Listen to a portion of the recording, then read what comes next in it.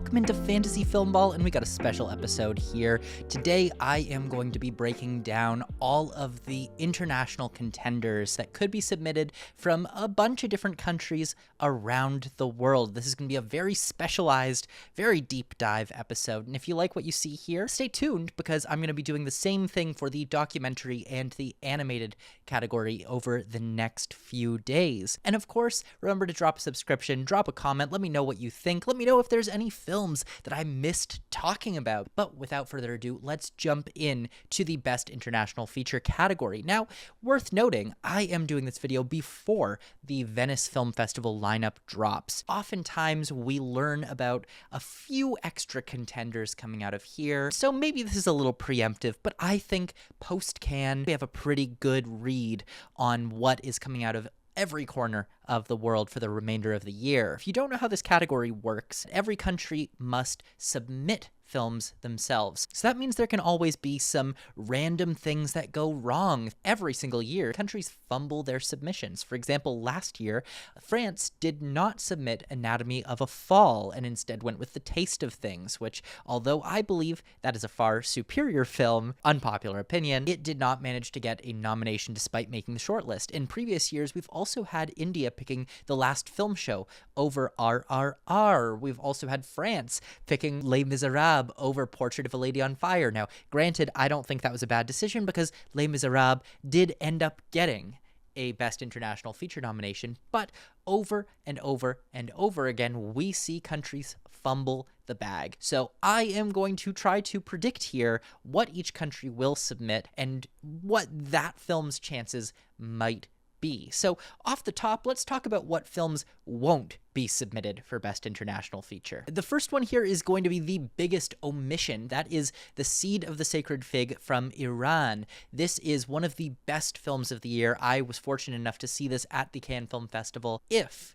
Iran somehow submits it, which they won't because they are incredibly politically motivated in their submissions process and they want this guy arrested and in jail, there's no chance they submit it. But if somehow it is submitted by Germany, who was one of the co-producing countries, The Seed of the Sacred Fig is, I believe, a shoo-in to win this award. But of course, not likely for that to happen. So that is the big if of the category. If somehow Germany does the right thing and submits The Seed of the Sacred Fig, that is our hands down runaway winner. But what is getting nominated? The first one, and the one that I think will win at the end of the day, is Amelia Perez from France. This is, of course, not a French language film. It is a Spanish language film set in Mexico, starring Zoe Saldana, Carla Sofia Gascon, and Selena Gomez, all of whom won the Cannes Best Actress prize. This is a big Netflix contender. They purchased it out of Cannes.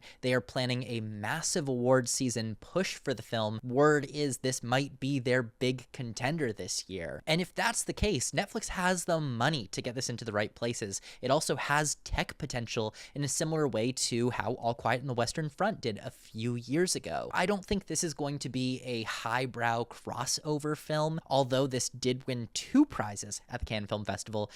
Higher brow critics did not like this film at all. There was a lot of Amelia Perez trashing going around, so I don't think this fits into the same book as like Drive My Car or even Anatomy of a Fall or Zone of Interest. This doesn't feel like those movies. It is a tech player first and foremost. It's going to be really controversial, which I think is going to boost it quite a bit because everyone's going to be talking about this. Everyone's going to know about it. Everyone's going to watch it. Everyone is going to have an opinion on Amelia Perez. That visibility is going to lead to a win. Now, you might say, but Matt, you just mentioned 2 times when France very recently messed up their submission. That is true. They have messed up their submission many times in the past, but I don't see what else they have this year, unless they have some secret film hidden that's going to come out of nowhere for the Venice Film Festival. I don't see what else they would submit. Also worth noting, this cannot be submitted by Mexico. It is not a Mexican production. This is just a French film, and if it is submitted, it wins. The second contender I have here is from India. That is All We Imagine as Light, the Grand Jury Prize winner. And another one that you may say, but Matt, you just mentioned India messes up their submissions. Yes, they do, but this feels too big to mess up. And you could say the same thing about RRR just a few years ago, but the difference is that was a blockbuster. This is an art film,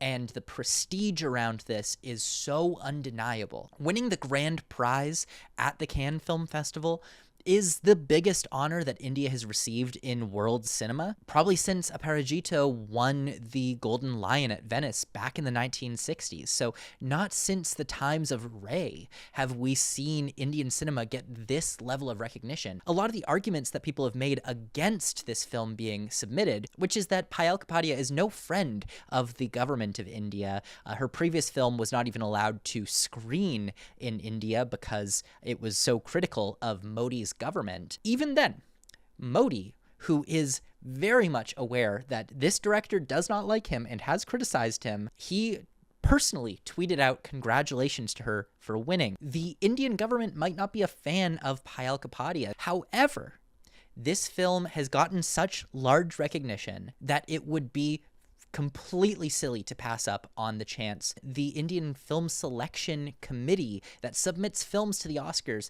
they go for clout. This has got to be their submission. Otherwise, this is an all-time mess up, even bigger than when they didn't submit RRR. The next film I think is looking very strong is Walter Sallis's film I'm Still Here, coming out of Brazil. We haven't seen I'm Still Here yet. This is likely to premiere at the Venice Film Festival. It was recently picked up by Sony Pictures Classics, and they know what to do with a movie. Walter Sallis is one of my favorite filmmakers of all time. He has routinely churned out some great films, including Central Station, The Motorcycle Diaries, both of which I think are some of the best films to come out of Brazil. It might be a little bit silly for me to say this is very strong when I legitimately don't know anything about the film, but it is a return to the screen for Walter Sallis, and I feel like Sony Pictures Classics swooping in to pick it up this early gives me a little bit more confidence. This feels like the strongest contender that we're likely to see coming out of the Venice Film Festival, at least on the international film front. My number 4 overall is Armand from Norway. This is the Camera d'Or winner at the Cannes Film Festival, meaning the award for the best first feature film, and this is from the grandson of Liv Ullmann and Ingmar Bergman. So this is cinema royalty. But the main point here is this is already an award winner. IFC Films picked it up recently. Might be a little bit of a red flag because last year they fumbled the bag so hard with The Taste of Things, but I have some hope. At this point, it feels like a stronger contender, not just for the nomination, but it seems like one of the likeliest choices to be selected by their country. And I think it has a compelling narrative to get a nomination if it is submitted. At number 5, I have Italy for Partenope, which is the new film by Paolo Sorrentino, and it's not good. It's not a good movie. So you might ask, why do you have it here if it's not good? For one thing, Italy doesn't have much else so far this year. Again, we could see something surprising pop up at the Venice Film Festival, but it's also Paolo Sorrentino. Whenever he has a film, they submit him, and whenever he's submitted, it feels like they nominate him. The Hand of God was not a good movie, at least in my opinion. I am aware that it did win a major prize at the Venice Film Festival, but The Hand of God was not a good movie, and neither is Partenope. But I think it's catnip for the Academy. I think this is the type of movie that they just go for. Despite not being a very good movie, it is a very pretty movie. It is a very pleasant movie to listen to and to look at.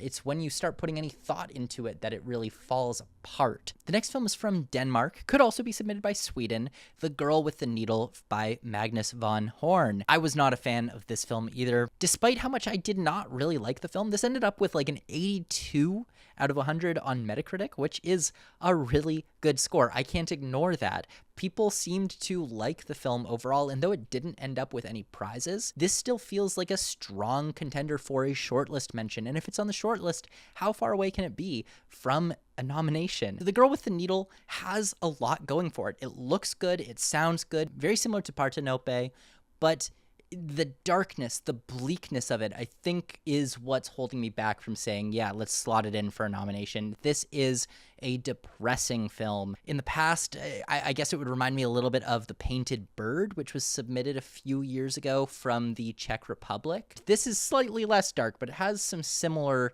elements to it. That to me makes me feel a little bit like this isn't a sure shot, but at this point it is a strong contender for a submission and a strong contender for a shortlist. Number 7 for me is Thailand's How to Make Millions Before Grandma Dies. This is not a festival film. This is a mainstream blockbuster, but the thing that's really intriguing me is that the audience reception is through the damn roof. This currently holds a 4.2 on Letterboxd. People love this. It also has over an 8.0 on IMDb. It's breaking box office records in Thailand. It's broken box office records in the Philippines. Wherever this plays, it seems like one of the biggest crowd pleasers of the year. Being a crowd pleaser isn't an automatic ticket to getting a nomination or even a submission. We've seen plenty of big crowd pleasers that did absolute gangbusters with local audiences. We've seen that happen before and they don't get submitted. I'm thinking back to RRR specifically, or another Thai film, Bad Genius, which was a huge sensation, did not get submitted, did not get nominated. But I think the difference here is this feels like if it was in English, this would be total Oscar bait drama. This is a film about someone who is caring for their grandmother, but is also trying to scam her and get as much money out of her as possible. But then it flips around and it becomes a major tearjerker about loving your elders, about caring for your family. And it seems to be breaking through even the toughest of shells. This could show up at like TIFF or Telluride, some of those fall festivals, specifically TIFF. This feels really strong at the moment to me. Maybe I'm a little bit delusional because of these Letterboxd reactions, but right now it just feels kind of right, and I want to see if it can ride that wave. Speaking of the wave, though, number 8 is The Wave from Chile. This is the new film by Sebastian Lelio, who previously won the Best International Feature Prize for A Fantastic Woman. The Wave is a musical feminist film about a series of protests, I believe in the 1970s. The big thing against this right now is I already have another expressionistic musical in the top 5. So I don't know if there can be room for both The Wave and Amelia Perez to make it through, but if Amelia Perez is not submitted, The Wave feels like a stronger contender instantly just by association. You can't vote for one musical, maybe you can vote for the other one. I want to say this is very likely to be submitted, but then again, Chile absolutely messed up last year, and they did not pick El Conde, which ended up getting a cinematography nomination, and instead picked The Settlers. From a distance, The Wave looks like the right choice, but they might have something else up their sleeve. At number 9, I have On Becoming a Guinea Fowl from the United Kingdom. Could also be submitted by Zambia, but I don't know if Zambia has ever submitted a film before, and the United Kingdom submitted this director's previous film, I Am Not a Witch. On Becoming a Guinea Fowl was one of my favorite films of the Cannes Film Festival. It tells the story of a young woman who has returned home from the United Kingdom back to Zambia, her home country. When she arrives home, she finds her uncle dead on the side of the road, and suddenly we're in the midst of funeral processions. We start to learn that this family has a lot of secrets, specifically how all of the young women in this family feel about this uncle. It's a powerful film, but it's not just a grim, bleak film about trauma and abuse. It's also a comedy. It's quite funny somehow. It makes a lot of light of tradition. It makes a lot of light of the silliness of some of the things that are done in the mourning period. I think it's an incredible film. The United Kingdom is likely to submit the film, as they have a history with the filmmaker already. And again, if not them, then Zambia has it. This film feels like it could be a movie of the moment in a way. The next film is Black Dog from China. This was the Un Certain Regard winner at the Cannes Film Festival this year, and it tells the story of a man who works for a dog patrol clearing the streets before the 2008 Beijing Olympic Games. And then he forms a relationship, a friendship with one of the dogs, a cute little black dog. Dog movies are not my favorite, but they seem to emotionally hit with a lot of people, and this film seemed to go over really well with the Cannes audience. Obviously, it won a major prize. It's also from a director who has made a lot of mainstream blockbusters in China. He seems to be a very state-sanctioned filmmaker who is now branching out into making something a little bit more personal. And to me, that sounds like a great contender for a submission from China. Some people might say, oh, what about Caught by the Tides, the Zhezhonka film that played in the Cannes competition? And I would say that film's just far too experimental. It doesn't feel like an international submission specifically from China, whereas something like Black Dog definitely does. The next film is from Mexico, and it's not Amelia Perez, it is Pedro Paramo, which is the directorial debut of renowned cinematographer Rodrigo Prieto, who did Killers of the Flower Moon last year, also did The Irishman, did Barbie, and he's finally behind the camera to direct a film, not just to shoot the film. But I will say, something that's waving red flags to me right now is the curse of the cinematographer to director pipeline. I can't think of any cinematographer turned director who really had a huge success on their first outing. Specifically, I'm thinking back to like Wally Pfister, who after being Christopher Nolan's go-to guy for like 12 years, he came out with Transcendence and dropped off the face of the map because no one liked that movie. And there's plenty of other examples. Bruno Delbonnel, he made Mother's Instinct this year, which seemed like a massive flop. I naturally feel really apprehensive when it's a cinematographer behind the camera. But that said, this seems likely to hit Telluride, could hit Venice. If that's the case, Netflix might have something on their hands. Maybe Rodrigo Prieto is the one to break the curse. This is based on a very acclaimed, very famous novel from Mexico. If it's well received, I could see it make the shortlist. I could even see it get a nomination. But on the other hand, I don't necessarily think this is going to be rapturously received. This, to me, feels like it's going to be considered middling, good enough for a submission, but not good enough to end up with a nomination. Now let's go over to the films that could get shortlisted that I am not 100% confident in for various reasons. So number 12 on my list is Portugal's Grand Tour. This played at the Cannes Film Festival where it won the Best Director prize. This is very likely to be submitted by Portugal. Again, it's one of those things you'd be stupid not to pick. This is Miguel Gomez making a film about two lovers running around Asia from place to place, one running from the other person and one running to catch the other person. It's a very deep formalist interpretation of colonialism, which takes the old-fashioned travel documentary and turns it into something new, decontextualizing the colonialist roots of the genre. It's an art film. It's one of those films that I see get shortlisted quite often,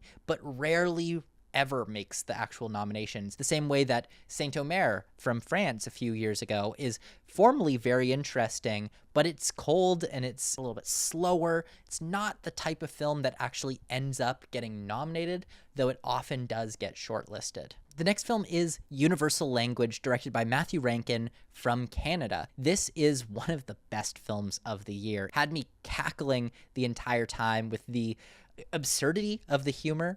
It's very hard to describe this film, won't even try, but it's a little bit Wes Anderson-y, a little bit Jim Jarmusch-y, a little bit Roy Anderson. It's just so many different things all at once. But the major barrier here, for one thing, it might be a little bit too oddball, might be a little bit too off-kilter and strange for an actual nomination. But the other thing that has me a little bit apprehensive here is that Canada historically has been terrible with submissions over the past few years. They've had something that just on a plate could be perfect, could be a short list. Last year, for example, Rice Boy Sleeps would have been an excellent submission. If not Rice Boy Sleeps, they had Humanist Vampire, they had Red Rooms, and they dropped the ball on all of that, instead deciding to submit Rojek, a random documentary that no one had ever heard of and that no one ever spoke about ever again. Heck, they could have even submitted To Kill a Tiger last year. To Kill a Tiger, which got a documentary nomination.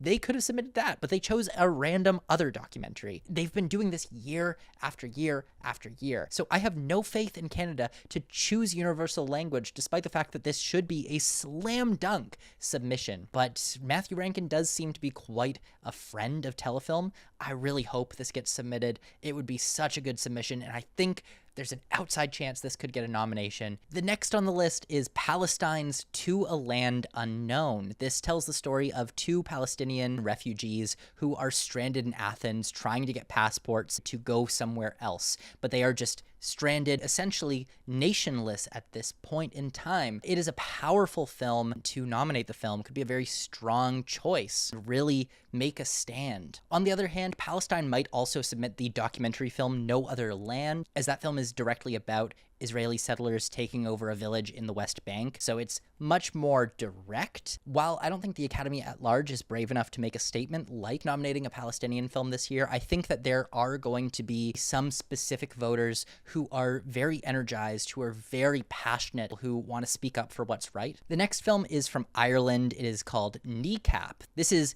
a partially auto fiction. It's about a rap group called Kneecap, and they all play themselves in this movie. It was very well received out of Sundance. It has a Sony Pictures Classics summer release. Also, Michael Fassbender shows up in the movie, apparently. Kneecap is one that seems like it has a lot of energy. I think this might have the legs to make it to the end of the year and make it on our short list. The next film is from Romania. This is 3 Kilometers to the End of the World, which is directed by Emmanuel Parvu, played in Cannes. Really, the main draw here is Romania would be stupid not to submit their one Cannes competition film this year. This seems like the biggest Romanian film of the year. In some ways, it has some moments that are a little bit similar to Close. It doesn't quite go as far as Close does, but it is a film about LGBTQ trauma specifically, as we follow a young boy who has been beaten for being gay in a small town. I don't know if it's always done entirely tactfully, but the Academy doesn't care about tact. They will nominate what they want to, and this could be just manipulative enough to get Academy attention. From Japan, I think that the documentary film Black Box Diaries will be submitted. This one got great reviews out of the Sundance Film Festival, and looking at Japan's slate, there's not a lot of films that are really standing out to me. They could submit Evil Does Not Exist, which was not eligible last year to be submitted, but is eligible this year. Although Japan does not have much of a history of repeating submissions for filmmakers, they do not do it very often, and Hamaguchi was just submitted and won the award a few years ago for Drive My Car. That makes me think they won't submit Evil Does Not Exist. What else does Japan have? They have Desert of Namibia, which does not sound like their type of film to submit. They also have My Sunshine, which played in Un Certain Regard. That is also not the type of film that they would submit. It's not substantial enough. Otherwise, they've got some anime films like Ghost Cat Anzu or The Colors Within. They could go for one of those. I might lean towards The Colors Within, which is the new film from the director of Silent Voice. But at the moment, I'm just going to stick with Black Box Diaries, which I think seems like a major contender for a documentary feature nomination. After Honeyland happened a few years ago, it seems like every country is trying to get into the documentary and international race at the same time. So we've seen it happen multiple times now, after never happening before just a few years ago. And I think Japan could be the next to hop on that trend. From Georgia, there's Those Who Find Me, which seems tipped to play at the Venice Film Festival. It had initially been rumored to play at the Cannes Film Festival and seemed like a very big, strong contender. Did not show up at Cannes. Seems likely to be at Venice. If it's not at Venice, I'd drop it fully, and Georgia could go with a different film like Levin Aiken's Crossing. But at the moment, Those Who Find Me is one of the most intriguing unknown prospects, being from the filmmaker who made Beginning just a few years ago. Those Who Find Me could be this filmmaker's push into being taken very seriously by the Academy, by voters, by critics. Of course, we'll have to see if it shows up at Venice. Number 19 is Austria's The Devil's Bath. This is being released this week in the United States by Shudder. This is a horror film played at the Berlin Film Festival to really, really strong reviews. And it's reminding me a lot of Guatemala's film La Llorona from back in 2020, which was a horror film that, despite being horror, despite not being at all the type of film that is usually nominated in this category, La Llorona ended up getting in everywhere except the Oscars, and it did get a shortlist. And I think there is an appetite for international horror films that we just don't often see represented with the country's submissions. If Austria submits The Devil's Bath, which I think they'd be a little foolish not to at this point, that is likely to end up picking up some critics' prizes along the way. I just am a little bit worried that the country will not submit it because of it being a horror film. From Poland, there is Mingun, which I don't know much about this film, but it seems another one very likely to show up at the Venice Film Festival. Poland is also really, really good at getting nominations for their films. In fact, I don't believe they've ever been shortlisted for an Academy Award for Best International Feature without ending up with the nomination. So anytime they show up in the shortlist, they're nominated. Of course, did not happen last year with The Peasants, but ultimately, I think that they should have picked Green Border for that one. Mingun is the follow-up film from a director whose previous film debuted in the Venice competition lineup. This one seems likely to do the same. At number 21, Sweden has the film Crossing. This could also be submitted by Turkey, could also be submitted by Georgia, but I think it will be submitted by Sweden. This is one that is guaranteed to be a Letterboxd darling. It feels a little bit similar to Passages last year in some ways, where I think critics are really going to latch on to it, and though mainstream audiences might not find it, it'll be one of those hidden gems that not a lot of people talk about outside of the film Twitter sphere. I'm not too sure about the viability of this one to get nominated. It's a little bit slow, a little bit slight, and though it is oftentimes very lovely, it didn't leave much of a lasting impression on me. It didn't kind of go to the places that I wanted it to, despite having a lot of the trademarks of being a big tearjerker, crowd pleaser film. It never really goes there. I think a lot of people are going to admire it for that, but it doesn't really help with its Academy Awards prospects. At number 22 from Cambodia, Meeting with Pol Pot. This is the new film from Rithi Pan, who is pretty much a guaranteed submission anytime he makes a movie. It also played at Cannes, got pretty good reviews there, and it seems to be a bit of a return to form for Rithi Pan, as he's kind of floundered a little bit since being nominated for The Missing Picture quite a few years ago. He's also stepping out of the style he's been doing for a while, which is using models and miniatures and clay figures to do documentaries, and he's making a film with live actors. It's something that he hasn't done in quite a while. This tells the story of two journalists who have a chance to interview the infamous genocidal maniac, Pol Pot, the former dictator of Cambodia. And it delves into some of the darkness that they find and the danger that they get themselves into just in interviewing Pol Pot. Something that worries me about this is that it doesn't seem poised to hit a lot of the fall festivals. I don't think this one's going to go to TIFF. I don't think it's going to go to New York. So it's only riding on the Cannes hype, and that might be pretty detrimental to it in running up some support throughout the year. Then, if Germany does not submit The Seed of the Sacred Fig, which I don't think they will, Germany has never submitted a film that is not either set in Germany or in the German language or from a German filmmaker. So if they don't pick The Seed of the Sacred Fig, which they won't, they'll likely pick Dying, which very recently swept the Lola Awards, Germany's equivalent of the Oscars, and previously won by films like The Teacher's Lounge. In fact, in the past, 10 years, I think 5 or 6 of the winners of that top prize have gone on to be the submission for Germany to the Oscars. So Dying is looking really promising for a submission. It's also a very good film. Feels quite reminiscent of Tar in many ways, not just because it's set with a backdrop of classical music and orchestras and follows a very unlikable character who is a conductor, but it also has a similar kind of shooting style. I don't think there's any world this ends up getting nominated. Being 3 hours long, a very slow burn, dry drama, it doesn't really bode well for its chances for a nomination. At number 24, Bhutan, who went from never being nominated to now having a nomination and coming very close to another nomination last year. They have the documentary film Agent of Happiness, which played at the Sundance Film Festival. It's a sweet little movie about two workers. Their job is to go around the country and interview people about what makes them happy, to try and figure out where Bhutan sits on the global happiness index. People are taking Bhutan and Bhutanese films very seriously when it comes to the international feature category, as they should. This is a real crowd pleaser of a film, just like Lunana, A Yak in the Classroom, or The Monk and the Gun. Could totally make an impression with the Academy. Now, I don't think this gets nominated, but it's promising for a potential shortlist spot. And the last film in this category is the Argentinian film Chocobar by Lucrecia Martel. This is supposed to very likely premiere at the Venice Film Festival. Lucrecia Martel is one of the most renowned filmmakers in the world at the moment. She is an art house filmmaker who many consider to be one of the finest working. Personally, I have never really connected with her films, but they are important when looking at the scope of world cinema.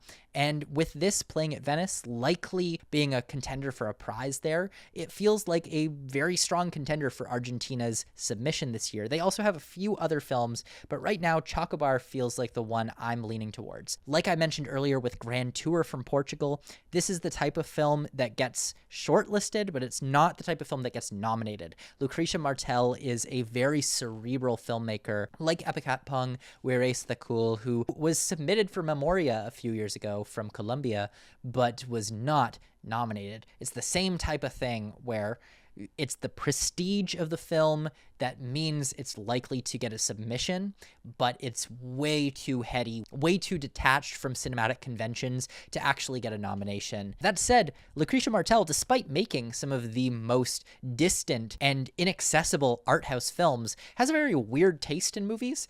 She was the one who awarded Joker the Golden Lion at the Venice Film Festival a few years ago. She also almost directed Marvel's Black Widow, which would have been one of the strangest things in anyone's filmography ever, to see a filmmaker like Lucrecia Martel, who like routinely makes very slow burn experimental dramas, to suddenly be an MCU director.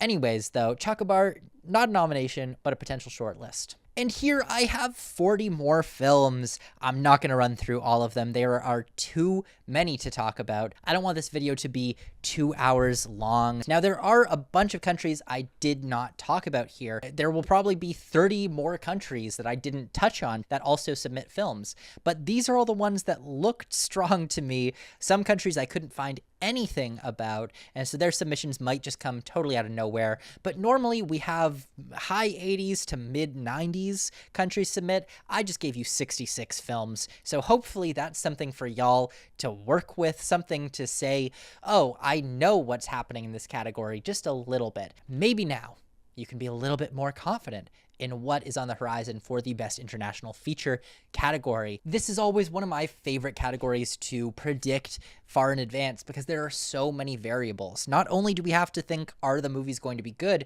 We also have to think, is the country going to be smart enough to actually pick the movie, or are they going to snub it for something else? So I hope you enjoyed watching this video as much as I enjoyed making it. And as always, until next time, my name is Matt, and this has been Fantasy Filmball.